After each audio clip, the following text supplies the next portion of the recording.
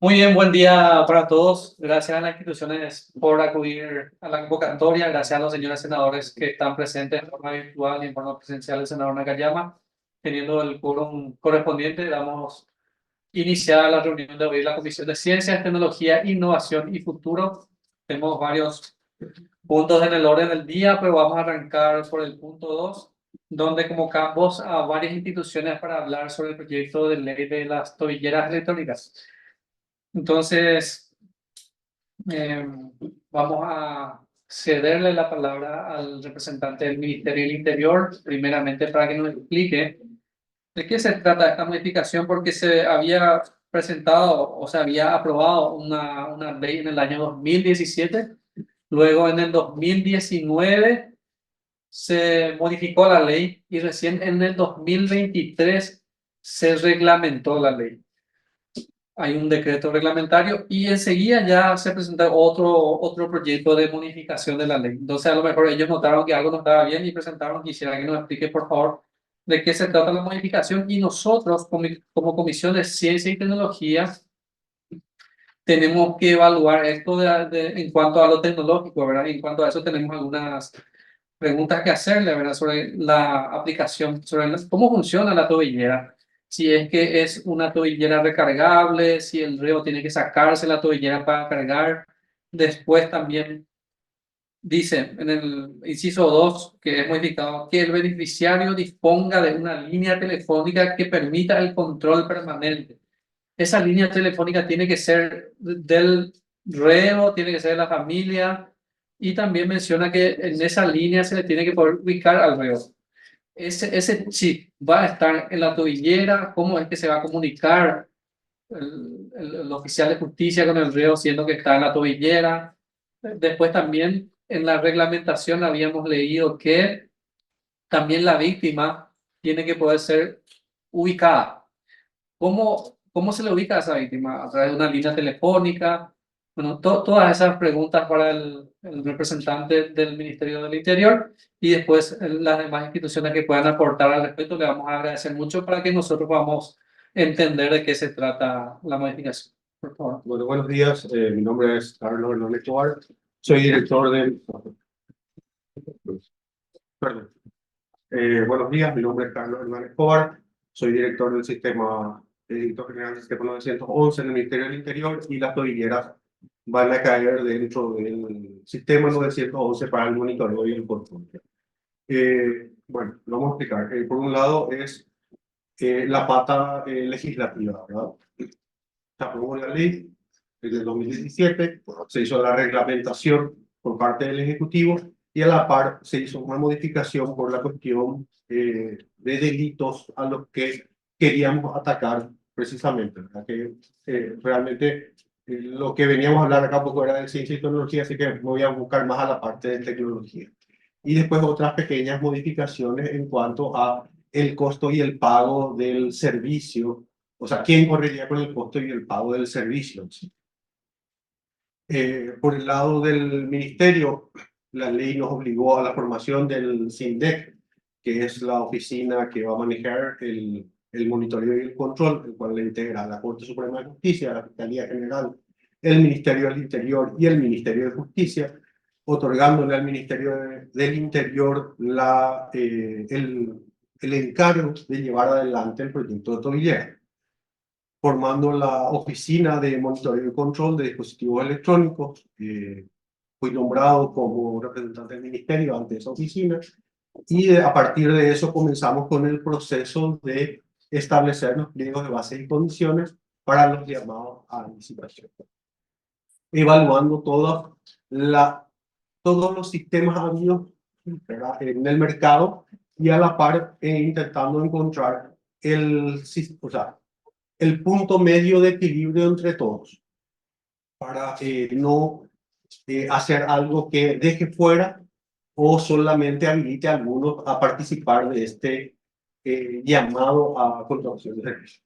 Le voy a explicar ahora la parte técnica. El dispositivo en sí consta, o sea, va a ser enfocado en una primera etapa, en este año, si logramos sacarlo, a aproximadamente 100 unidades como un plan piloto, comenzando con 20 unidades mensuales, creciendo durante los 5 meses que estamos calculando sacar. Estos dispositivos van a atacar más que nada el tema de prevenir los casos de feminicidio, atacar un poco a la violencia hacia la mujer, más que nada, o sea, esa es la idea compartida por las 4 instituciones, y a partir de allí buscar subsanar ese inconveniente. El dispositivo consta de una unidad de base, que es la que va a llevar el reo. Esta unidad tiene una cantidad de medios, o sea, tiene que comunicarse por un sistema de radiofrecuencia y también por un sistema GSM al centro de monitoreo. El centro de monitoreo chequea la unidad, chequea si no se queda mucho tiempo quieto, chequea si se está moviendo o no.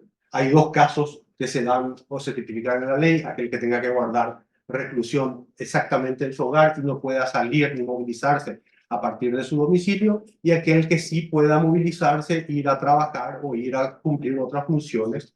Y en ese caso se establecen perímetros de exclusión con respecto a la víctima. La víctima va a llevar un dispositivo que es un brazalete en el brazo, en el cual se le va a comunicar o no la potencialidad o el peligro que pueda haber de que el agresor se acerque a ella. El centro de monitoreo está trabajando en el protocolo de acción a partir de la zona de exclusión, a partir de cuántos metros se comienza a llamarle al agresor y detener. Las tobilleras van a tener doble chip, van a tener un SIM card GSM para comunicar, y exigimos en el pliego que pueda ser llamado a través de la propia tobillera para que pueda responder en base a si se está alejando de su zona de exclusión o si se está acercando a la víctima en caso de poder transitar libremente. ¿Por qué dos chips? Por la redundancia. Por si falla una, pueda tener con la otra comunicación. O sea, todo el proceso establecido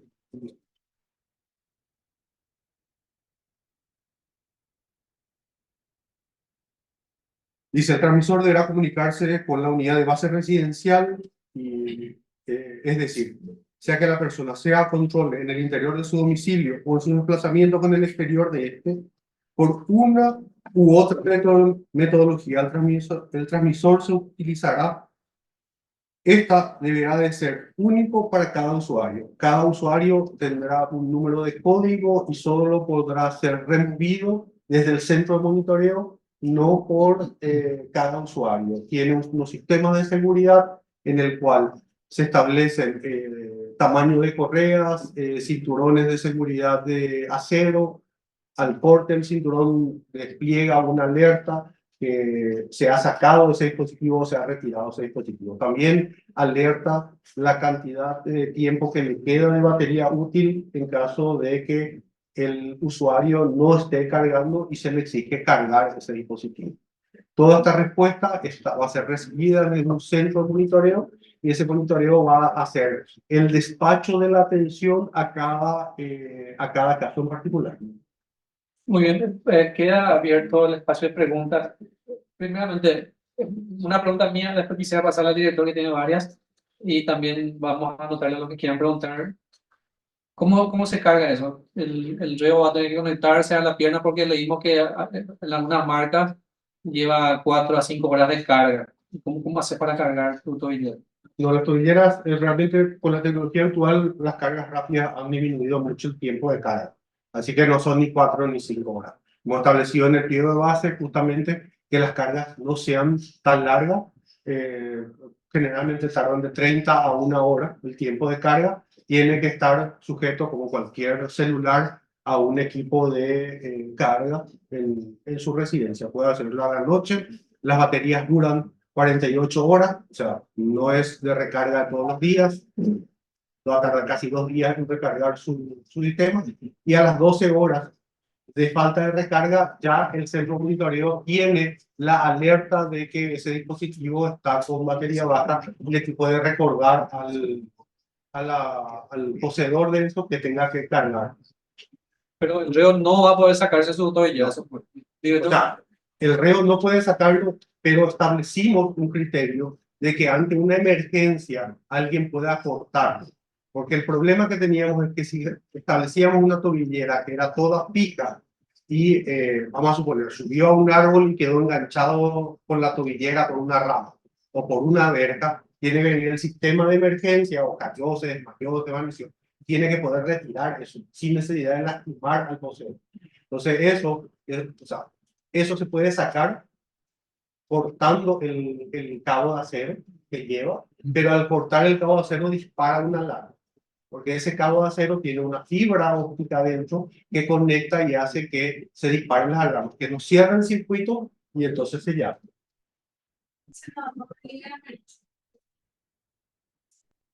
senador Amarilla, ¿usted tiene preguntas? Sí, muy buenos días, presidente, a todos los colegas y a los visitantes también. Estuve viendo la ley, presidente, habla de que el Ministerio de Economía proveerá los recursos para la implementación. Otros ministerios encargados, el Ministerio del Interior y el Ministerio de Justicia, así también la Corte Suprema. Hay otro proyecto que se va a presentar, he visto en borrador, que le incluye también a la Fiscalía, a la Policía Nacional, la Defensoría Pública y bueno, pero el órgano rector es la Corte Suprema de Justicia. Conclusión, este proyecto que se presenta eh, especifica quién, o sea, si se va a cobrar o no cuando se dan las medidas en los casos judiciales. Por ejemplo, bueno, todos son judiciales. Por ejemplo, si va a pagar o no el imputado, o no. Eso es lo que no está definido todavía. ¿Quién paga esto? ¿O el Ministerio de Economía va a proveer todos los casos? Eso sí, sí se sabe ya, por favor. Independientemente de que estamos hablando de la cuestión tecnológica, que yo entiendo, pero si podemos profundizar, ya que es el mismo proyecto, nomás quería hacer esa pregunta, presidente. Muy bien, gracias, senador. Está definido. Director, por si puede responder, senador, y después tu pregunta.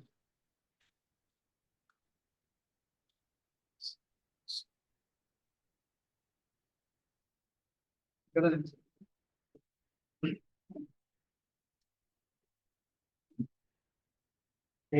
Senador, sí, efectivamente, en la propuesta de modificación, creo que quizás el motivo principal para la presentación de la modificación fue el costo, ¿verdad? En la ley vigente, el costo corresponde netamente al Estado y en el proyecto que está ahora mismo en estudio, corresponde para el reo, para el encausado. Pero en la propuesta que pasa de diputados, además, se da la posibilidad de que el reo pueda justificar insolvencia.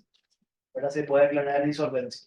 Pero, primeramente, corresponde al reo el costo operativo, cubrir el costo. Tu pregunta. Bueno, aprovecho la presencia del representante del Ministerio del Interior. Y varias de las consultas técnicas ya fueron evacuadas, ¿verdad? Como cuestiones de la señal, el doble chip, que se explicó muy bien, la duración de la batería, el tiempo de carga, carga inalámbrica o alámbrica, ¿verdad? Y hay un tema en particular que usted hace referencia del monitoreo, un monitoreo constante, si se acerca o no. La primera consulta es si ese monitoreo es netamente producto de la vigilancia de un funcionario o existe algún programa asociado con inteligencia artificial que pueda realizar esos registros de manera autónoma. Bueno, a ver, lo que hemos aprendido con la experiencia de otros países es que si bien el software te genera las alertas necesarias, vamos a ser muy prácticos. La zona de exclusión es de 500 metros, por dar un ejemplo, pero en bicicleta 500 metros significan 2 minutos como máximo. 1000 metros significan 5 minutos como máximo. Entonces, sí o sí nosotros necesitamos establecer no solamente la zona de exclusión en el software, sino establecer otros anillos más de seguridad que a medida que el agresor vaya pasando se detecten o se disparen esas alertas. Al dispararse estas alertas, lo que establece, o sea, lo que se va a establecer en el protocolo es que un operador humano, si bien el software te da la alerta, es el que le llame al agresor y le diga que desista. A la par, hay otro operador que le llama a la víctima y le está informando de esa situación. Entonces, esos protocolos se están trabajando y ese protocolo va a estar para muchas cosas.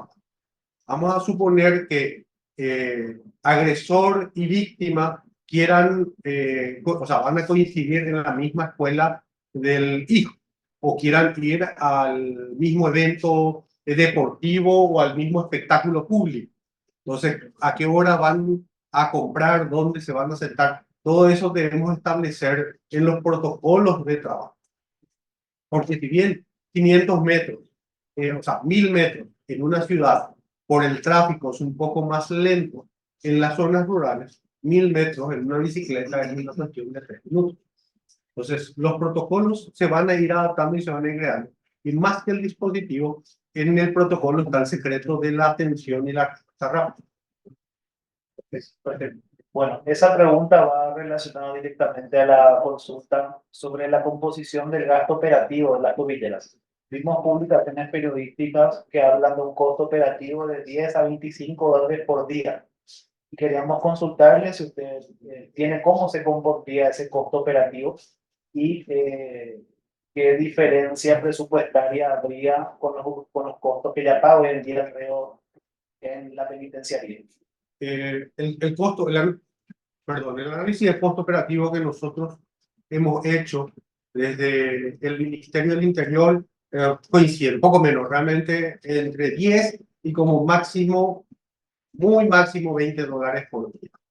Como la contratación no es compra, o sea, lo que el Ministerio no quiere es compra del dispositivo, sino es un contrato de servicio de dispositivos en el cual una empresa va a generar, va a darnos un centro de monitoreo, los dispositivos y la Policía Nacional, la que se va a encargar de operar y de controlar ese centro. Nosotros hicimos el cálculo de que va a ser aproximadamente la mitad del costo de lo que significa hoy en día tener un preso en una penitenciaría. O sea, entre los 650 dólares presupuestados aproximados que costaría un preso, en el mejor de los casos tendríamos 300 dólares por tenerlo en su domicilio.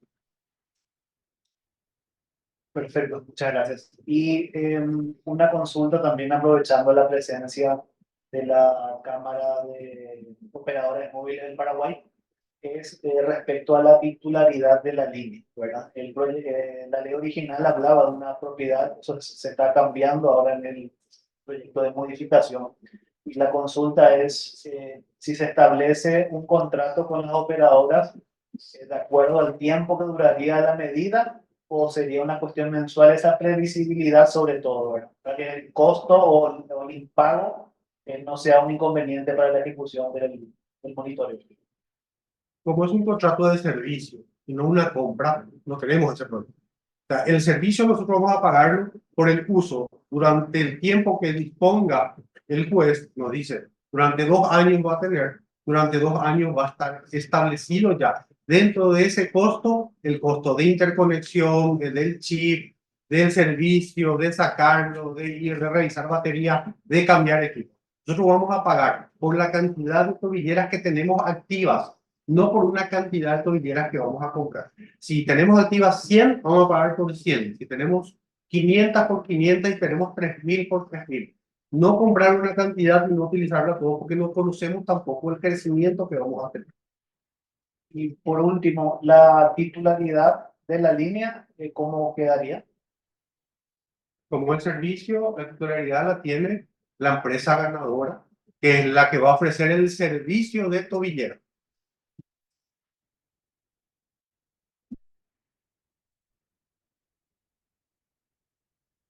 Muy bien, gracias.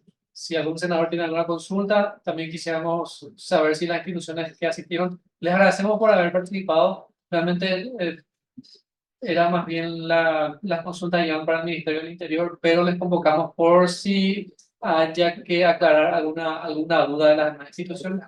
Senador Velázquez. Gracias, presidente. No sé si me escuchan bien. Te escuchamos, senador. Gracias.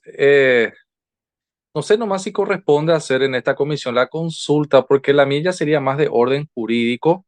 Entiendo que aquí más se está haciendo un estudio y un análisis más técnico y no tanto jurídico, porque tenía una consulta, pero no sé si me pueden Adelante, también Iván. responder al respecto, teniendo en cuenta que estas tobilleras tienen un propósito, tener un mayor control de las personas que de cierta forma están soportando un proceso penal. Muchas veces ver como opción, en vez de estar privados de libertad en un centro penitenciario, muchas veces gozar de medidas alternativas a la prisión preventiva con prisión domiciliaria.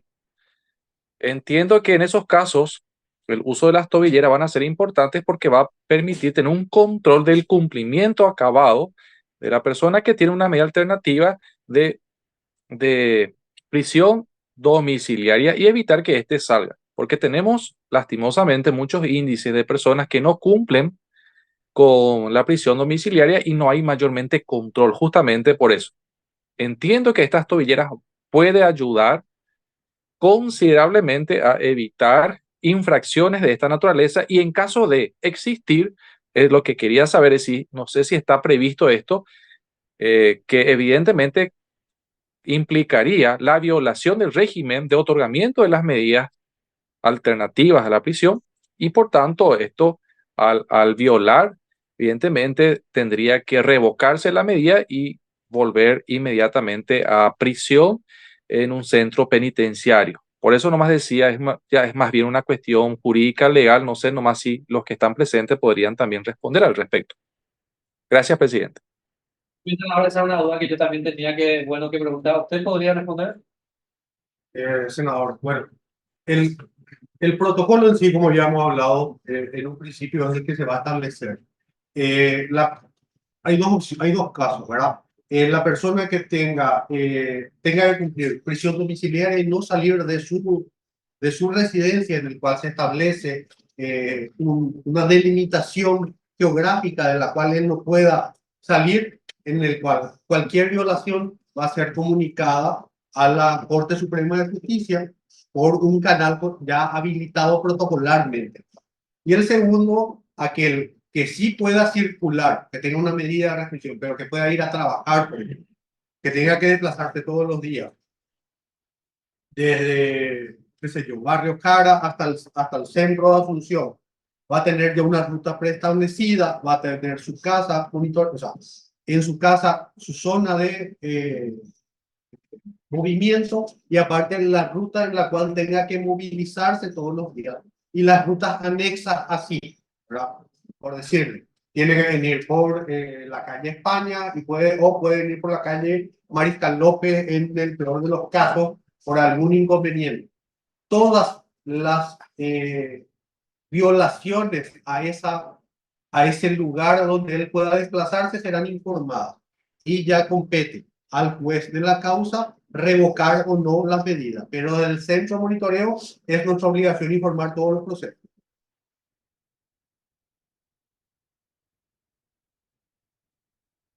Muy bien. ¿Alguien más que tenga? Sí, adelante. Buenos días. Yo soy Nicolás de Conocer.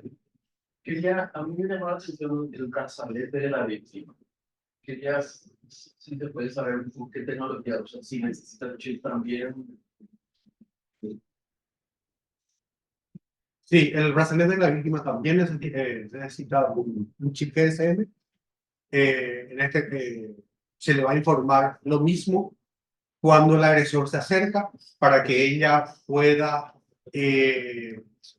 llavearse o no.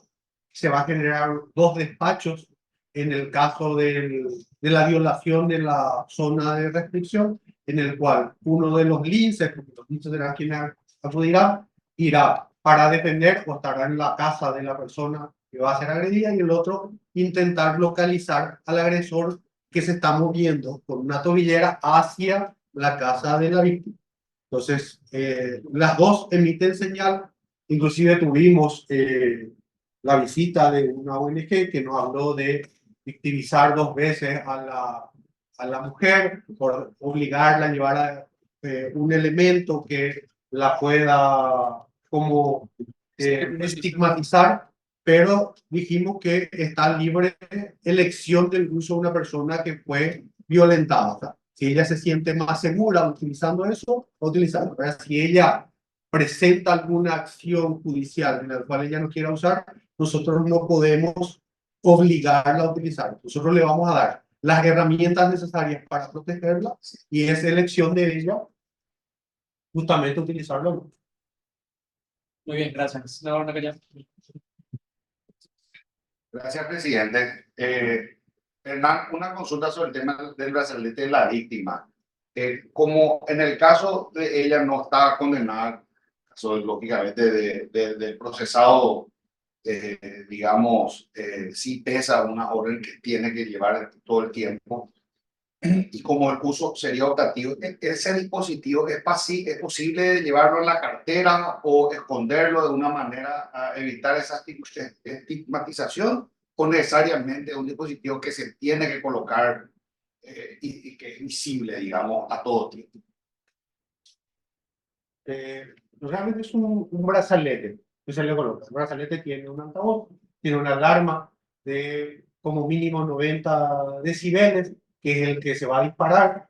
Le recomendamos que se use en la muñeca por una cuestión de que no va a olvidar su cartera en un lugar, no va a dejarlo. Es más fácil que no se olvide teniéndolo por el brazo, pero es siempre hablamos, le dijimos, la persona o la mujer que puede ser víctima y que ya tuvo casos de violencia, generalmente va a terminar eligiendo tener porque se va a sentir más segura teniendo algo con que le avise que está cerca o no el agresor. ¿Sí? ¿Alguien más? La cámara, sí, le invito a sentir, entonces, por favor, sepamos qué piensan al respecto. Sí. Ahí tiene un micrófono. ¿No? Sí, una pregunta con respecto al dispositivo, ¿verdad? El proyecto de ley habla que el beneficiario disponga de una línea telefónica que le permita el control permanente, pero por lo que entiendo, es la empresa la que va a contratar la línea telefónica, por lo cual me parece que genera una confusión la redacción, porque parecería ser que el que va a contratar es el beneficiario, que es el que definitivamente goza, digamos, de la posibilidad de tener la tubillera y no estar incluido, ¿verdad? Y por otro lado, por lo que entiendo, nosotros vamos a hacer simplemente un medio para el uso de la tobillera, no tenemos responsabilidad con respecto al funcionamiento de la tobillera, ¿verdad? Entonces, no sé si es pertinente que en la ley esté previsto, porque en definitiva es una configuración técnica, digamos, del dispositivo. O sea, si existiese en el futuro otra forma de realizar la transmisión de la señal, entonces no sería necesaria la línea celular. Entonces, no sé si es pertinente que en el proyecto de ley esté establecido cuál va a ser el mecanismo de transmisión. Esa es una característica técnica del dispositivo. Así que nuestra sugerencia es, si es posible, incluir de la ley esto como un requisito. Muy bien. ¿Usted tiene algo al respecto? Y director, ¿podemos aclararle las consultas, por favor?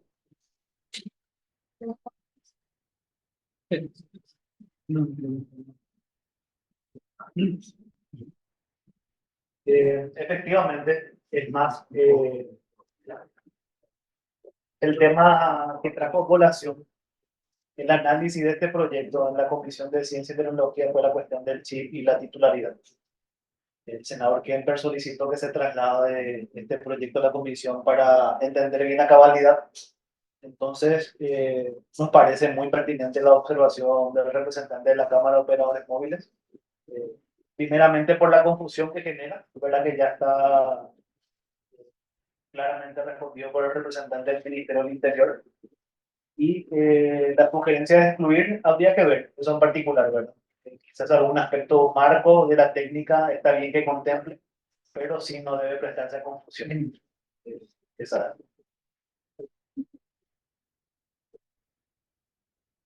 ¿Cómo, mi continuación de la pregunta, cómo nos aseguramos realmente de que en la reglamentación va a, porque eso en la reglamentación a lo mejor se obvia, ¿verdad? Lo de que ellos son solo un medio, ¿No será pertinente ya colocarlo en la ley? Perdón, de hecho, cuando pensamos en que sea un servicio y no una compra, ya pensamos en que estaban excluidos por lo menos. Y segundo, creo que es una redundancia que lo de la línea telefónica, porque el propio dispositivo va a tener ya doble o sea, 3 medios de comunicación, radio, frecuencia y 2 de GSM para evitar cualquier inconveniente. O sea, vamos a suponer que el usuario vaya a vivir en la zona de Sajonia y Sajonia hoy algún inconveniente por la cual una de las operadoras se quede sin cobertura momentánea por algún tipo de evento, la otra deberá de ser su redundancia y tener charts. Que caigan 2 operadoras es bastante igual dentro del pliego hemos establecido que la tobillera guarde todas las ubicaciones si hay alguna catástrofe que haga que todas las operadoras caigan. Igual ella sigue guardando todas las ubicaciones y en el momento en que se reconecte al sistema, ella va a descargar absolutamente todo lo que pasó. Muy bien, excelente. Si no hay más consultas, ¿están conformes con la aplicación? Sí, veamos la expectativa de cómo quedaría. Ya. Bueno. Estamos, senador, estamos. Muy bien. Entonces, les agradecemos por haber venido. Esto nos sirve bastante como para defender este proyecto en contra o a favor en la plenaria. Gracias por venir. Senadores, por favor, quédense un poco más ustedes porque tenemos el proyecto de ley que dictaminar. Brevemente, por favor. Gracias. Gracias. Hasta luego. Gracias.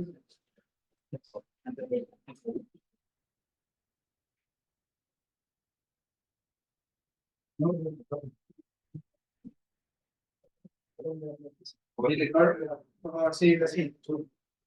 Muchas gracias. Muchas gracias. Gracias. Estamos abiertos. Muchas gracias.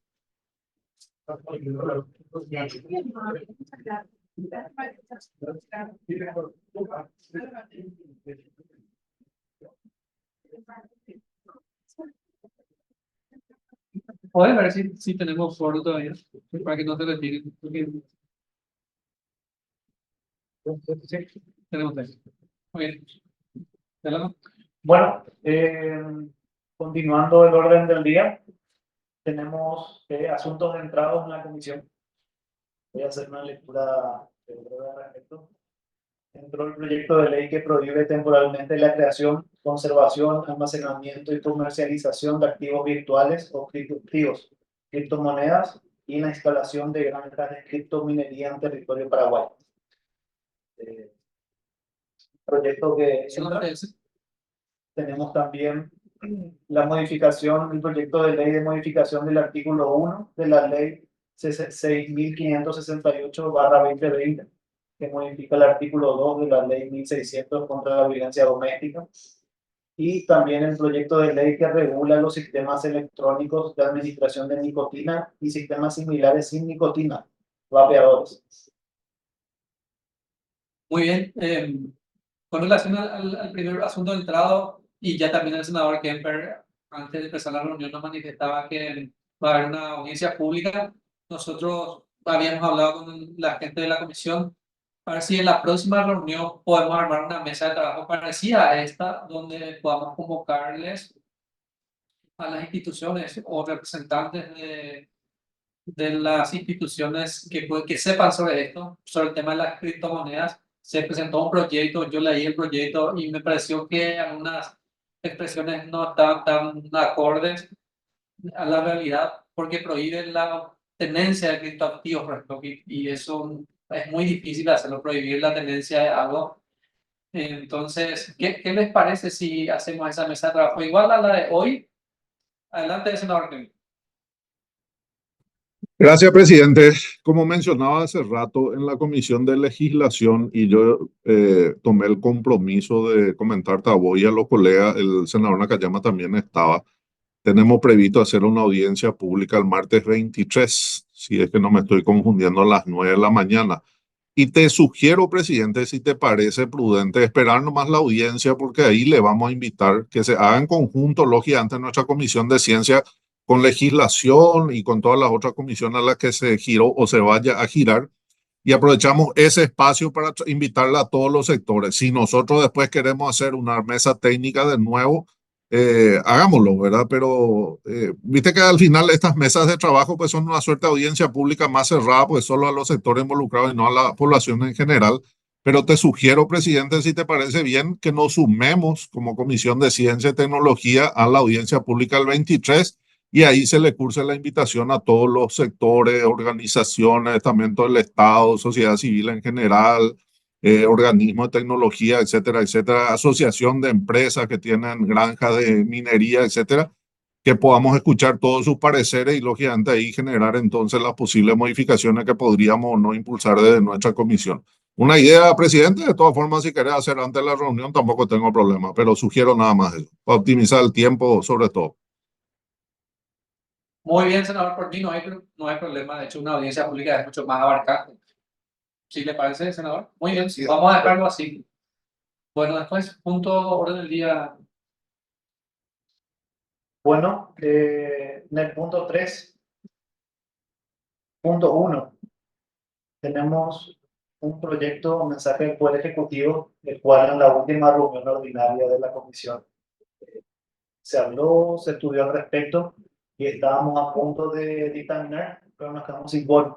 Estamos hablando del mensaje del Poder Ejecutivo, específicamente del Ministerio de Relaciones Exteriores, por el cual remite el proyecto de ley que enmienda el protocolo de Montevideo sobre el comercio de servicios del Mercosur, firmado en la ciudad de Eventos, República Federativa de Brasil, del 2019.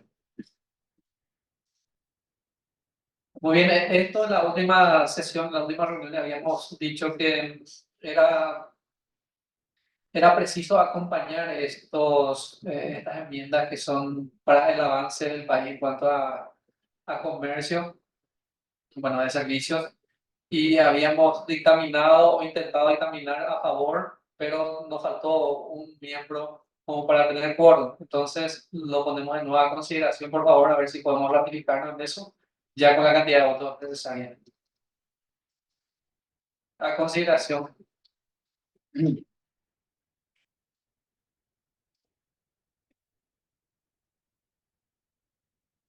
A favor, senador Velázquez, ¿o quiere hablar al respecto?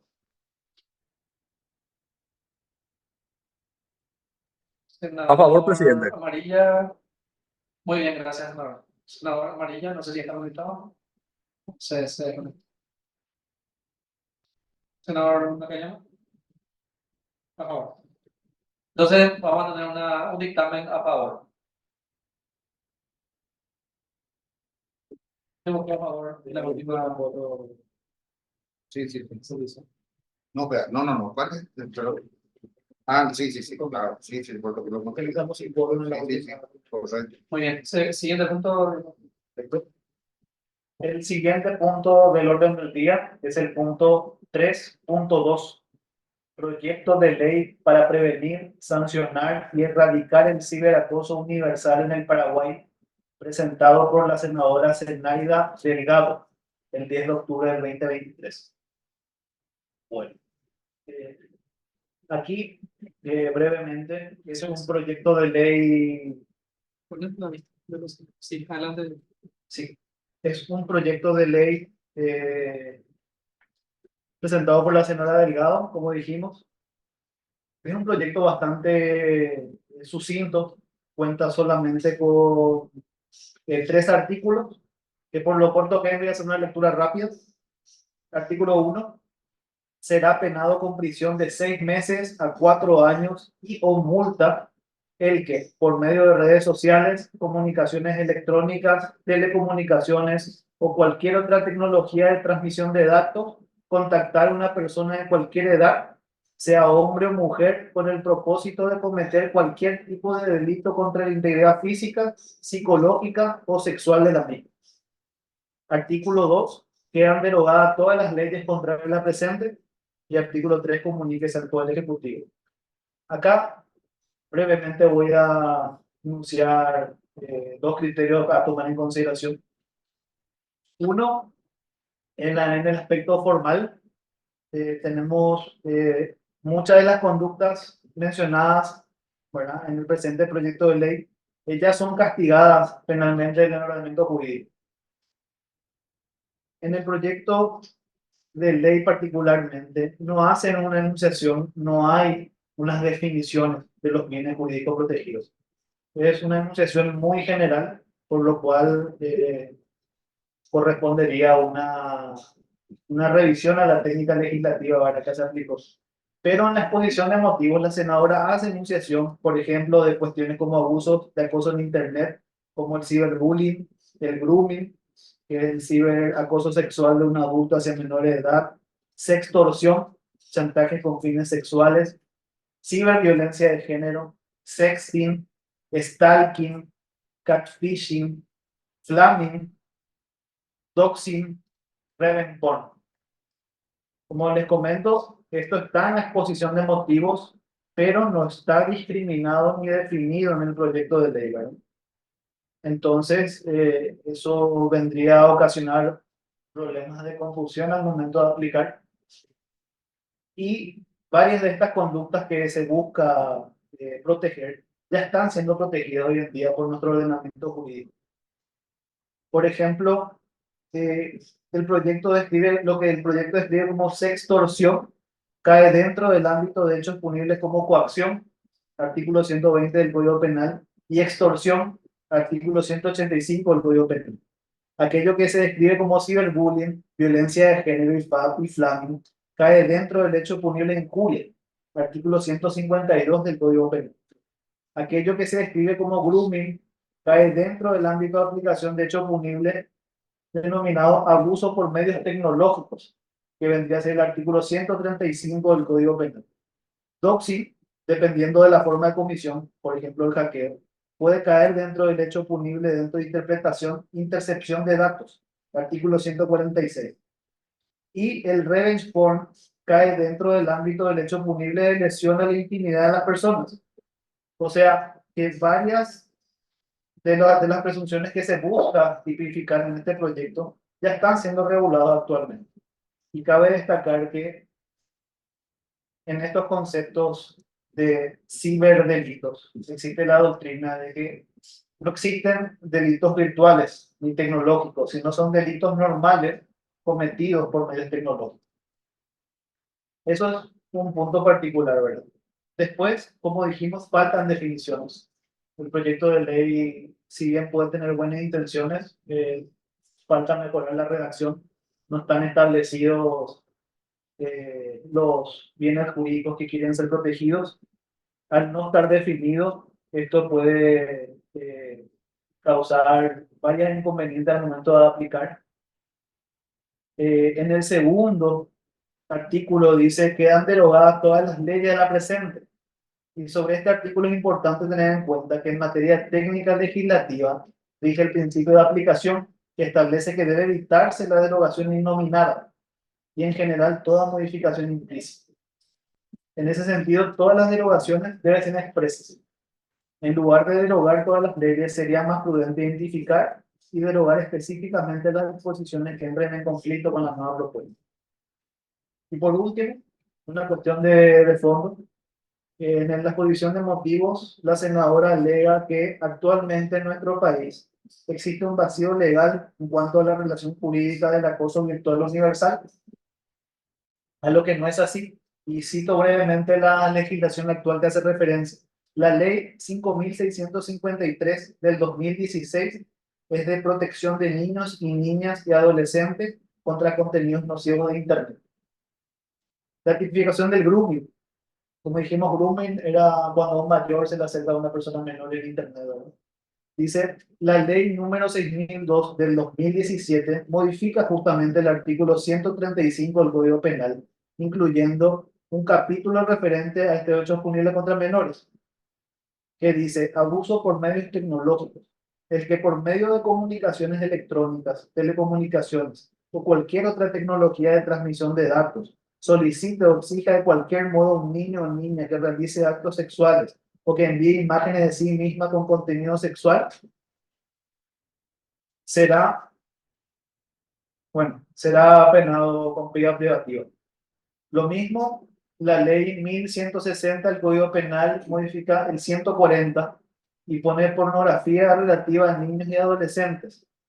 Lo mismo, la violencia digital contra la mujer, existe también normativa, por ejemplo, la 5777 del 2016 de protección integral a las mujeres contra toda forma de violencia, la cual determina como tipo de violencia la violencia telemática, definida por la difusión o publicaciones de mensajes, fotografías, audios, videos, etc.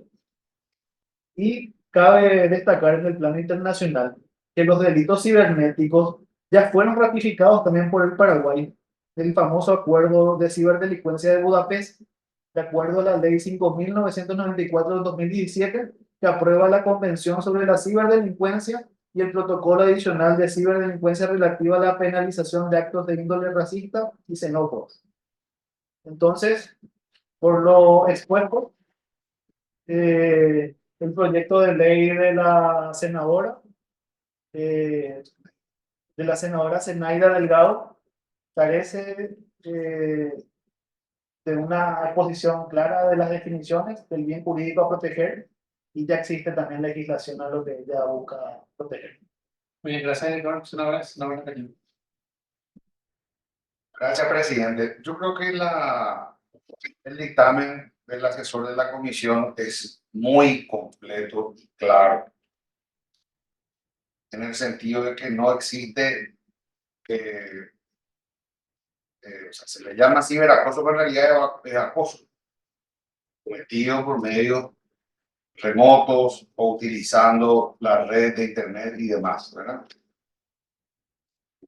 Pero sobre todo quiero puntualizar cuestiones que me parecen muy importantes y que hoy día están en boca de todo por el tema de la libertad, tanto de prensa como de opinión. La Corte Interamericana de Derechos Humanos dice que la libertad de prensa no es otra cosa que la libertad de expresión. La libertad de expresión no es otra cosa que la libertad de pensamiento. Y por lo tanto, reforzando eso también de que no existe censura previa, sino responsabilidad por los dichos o por lo que uno pueda escribir u opinar en las redes sociales. Lógicamente, lo que tenemos que hacer es aplicar debidamente el derecho penal o el sistema penal, y se tiene incluso jurisprudencia en otros países, y ya tenemos jurisprudencia en nuestro país también de personas que han sido condenadas por este tipo de delitos. Entonces creo que nosotros tenemos que, respetando siempre el régimen de libertades, no censura previa y demás, y lógicamente dejando la responsabilidad por los hechos, por los dichos de las personas al ámbito penal, deberíamos de rechazar este proyecto. Bien, gracias, senador. Senador Velázquez. Gracias, presidente. En la misma línea de pensamiento del senador Nakayama, creo que el bien jurídico que se busca proteger aquí es el honor y la reputación de las personas. Y básicamente esto ya está previsto desde partiendo de nuestra Constitución Nacional, como así también tenemos el Código Penal, que claramente establece las garantías respecto a los derechos relacionados al honor y la reputación de las personas y otras tutelas jurídicas contempladas en el Código Penal. Básicamente aquí ya sería sobre legislar y corriendo el peligro de justamente traspasar esa fina línea que se refiere a la libertad de expresión y a la libertad de pensamiento de las personas. Tenemos que también ser muy cautelosos en ese sentido, y existiendo legislaciones que contemplan todos estos hechos citados por la colega, considero yo que corresponde el rechazo, porque más que tener una norma jurídica que tutele derechos del ciudadano, creo que esto puede generar confusión, y me preocupa sobremanera el artículo 2, que establece derogar todas aquellas disposiciones contrarias a este proyecto de ley, que podría sí generar muchos inconvenientes. Y por esa razón, presidente, al no existir un fundamento jurídico importante que pueda sostener este proyecto de ley. Acompaño el dictamen de la dirección y así también acompaño la moción del colega Eduardo Nakayama en el sentido del rechazo de este proyecto de ley. Gracias, presidente. Muy bien, gracias, senador. Senador Kemper, ¿usted tiene alguna observación? Desde mi punto de vista también, en cuanto a la competencia de la comisión, esto más bien es un análisis jurídico que tiene que hacerse. No hay análisis tecnológico, entonces podemos ceñirnos a ese análisis jurídico y yo también me acoplo a la moción del senador Nakayama en cuanto a la postura tomada. Entonces, a consideración, senador Kemper.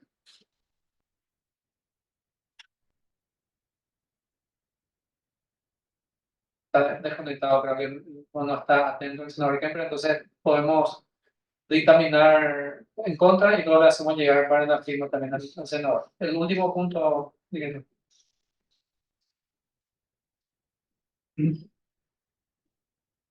El último punto, el 3.3, es el proyecto de ley que regula la instalación y uso de radares y fotomultas en las rutas nacionales y departamentales de la red vial del Paraguay, presentado por los senadores Basilio Núñez, Natalicio Chase, Juan Carlos Galaverna Ortega, Colin Soroca, en fecha 20 de septiembre del 2023.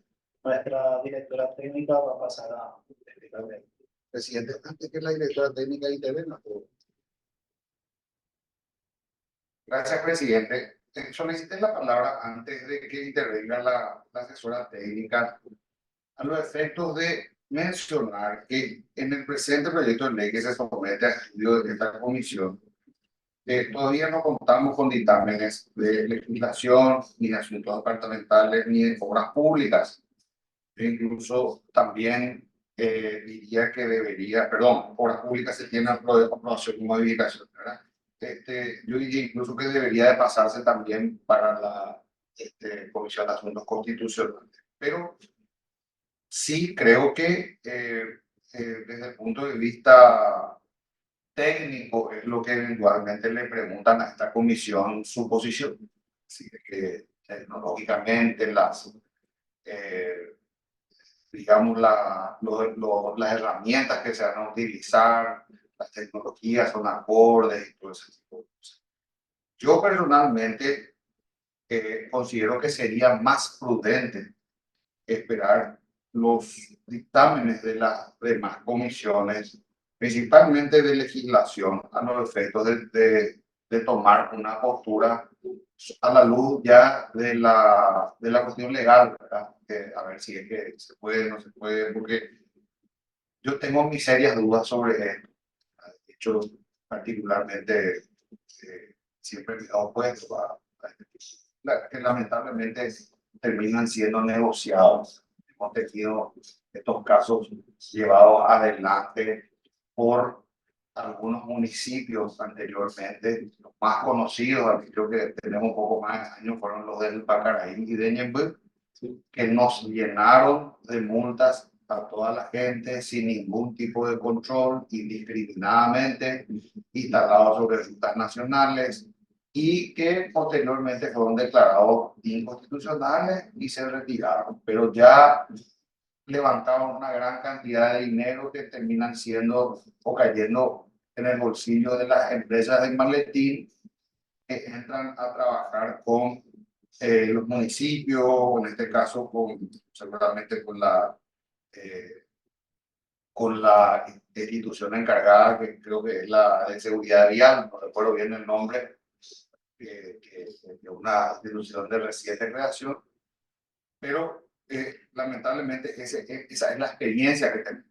Pero no quiero decir tampoco que estoy totalmente en contra, pero vamos a escuchar por lo menos los argumentos jurídicos para los efectos de estudiar, después digo yo, la parte técnica o tecnológica, ¿verdad? Es mi moción, presidente, que se espere, salvo que estemos ya con la... pero tenemos, creo que, suficiente tiempo todavía para, ¿verdad? No tiene vencimiento, entonces podríamos ver esa misma moción. Bien, gracias, senador. Realmente lo que hicimos fue nosotros al inicio de las actividades hacer una lista de los proyectos a ser derivados a la comisión y encontramos como 20 y tantos. Entonces, para ir limpiando esa lista, entonces elegimos algunos proyectos de ley que podríamos estudiar y cayó este proyecto de ley. No hay ningún apuro con tratar eso. Si nos dan 2 minutos más, quisiera que la directora nos explique un poco de qué se trata esto, senador Velázquez, senador Kemper. Si le damos 2 minutos a la directora y luego podemos pasar esto para su análisis posterior a los dictámenes de la otra comisión. Yo estoy de acuerdo, presidente. Muy bien. Adelante. Bueno, muchas gracias. Como dice el proyecto de ley, busca regular la instalación y uso de radares y fotopuntas en rutas nacionales y departamentales de la red vial del Paraguay. Está en el primer trámite y solamente tiene dictamen de la Comisión de Obras, que es un dictamen más bien de forma. El proyecto de ley surge por la inquietud que manifestó ya el senador Nakayama de la aplicación de estos dispositivos en forma, digamos, arbitraria por parte de los municipios. Entonces, lo que busca el proyecto es que solamente la autoridad de aplicación, que sería en este caso la patrulla caminera, pueda instalar los radares. Que estos no puedan ser móviles, solamente temporales en tal caso o permanentes, pero prohíbe también la instalación de radares móviles, también prohíbe que se usen dispositivos que no cumplan con toda la certificación de la autoridad de meteorología y tecnología, meteorológica y tecnológica, que es el INTN. Por otra parte, también obliga a que se señalice y se dé amplia publicidad a los lugares donde están estos dispositivos. Y bueno, se establece como autoridad de aplicación a la Agencia Nacional de Tránsito y Seguridad Vial.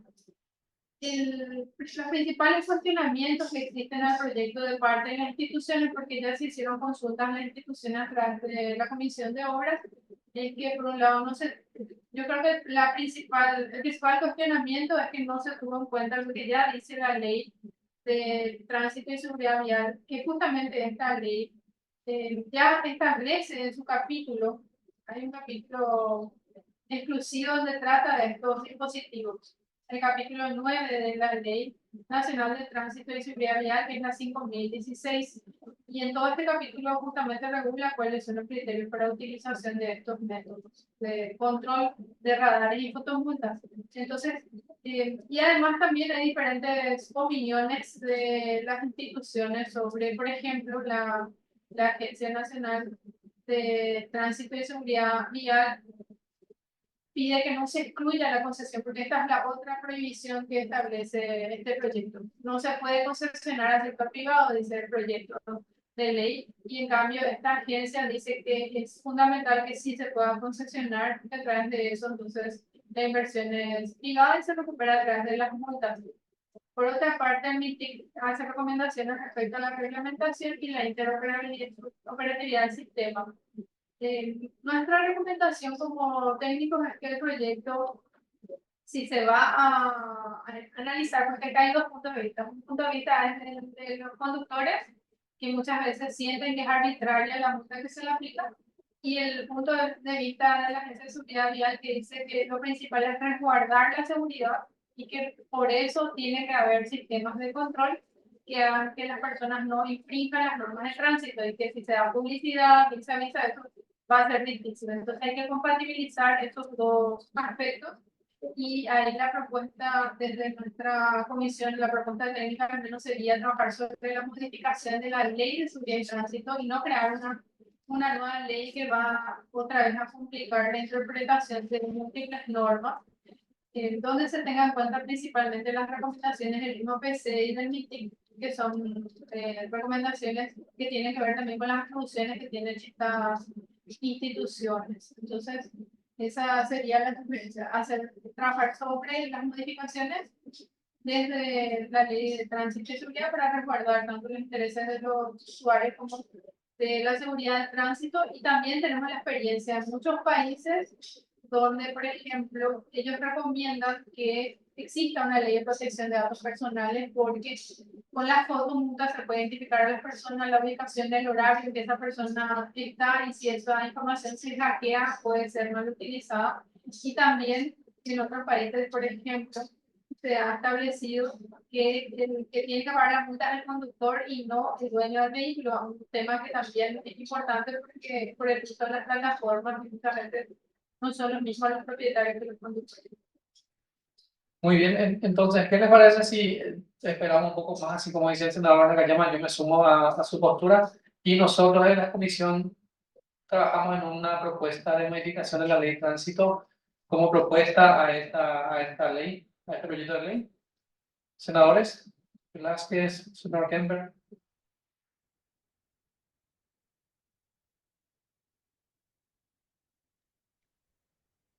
Aquí estoy, presidente. Estoy por la postergación, presidente. Muy bien. Muy bien, entonces, muchas gracias a todos por participar. El senador Nakayama, senador Velázquez, senador Kemper. Una reunión muy productiva. Gracias. Hasta luego. Hasta luego.